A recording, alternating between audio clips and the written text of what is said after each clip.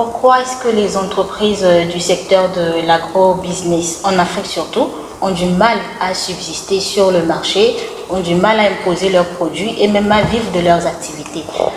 C'est le sujet qui nous a donné envie de nous rencontrer aujourd'hui avec M.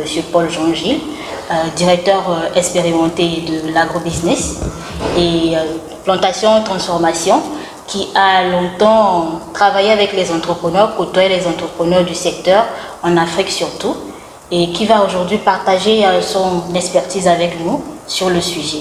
Bonjour Paul. Bonjour Afi. Tu vas bien? Très bien, merci pour l'invitation. Je t'en prie.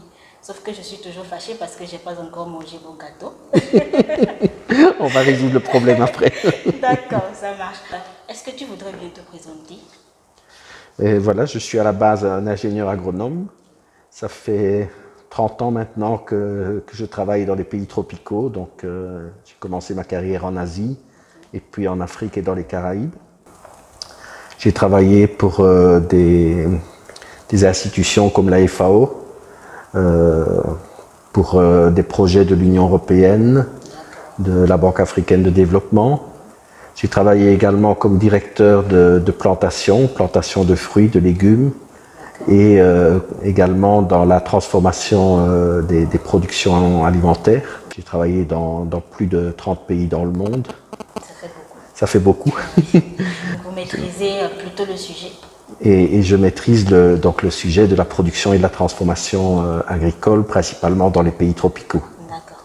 Donc, selon vous, quelle est la cause principale qui fait que les entreprises du secteur de l'agrobusiness n'arrivent pas à s'en sortir?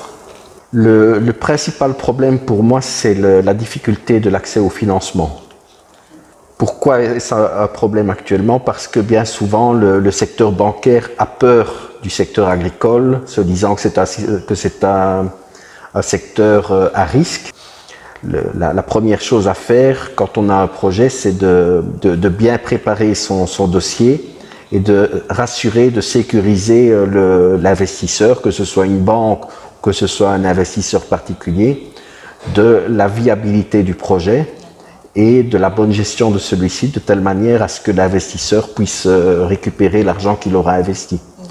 On appelle ça communément un business plan, avec derrière tous les tableaux chiffrés de calcul de rentabilité du projet. D'accord. Donc, un porteur de projet n'est pas obligé de se mettre à faire des calculs lui-même?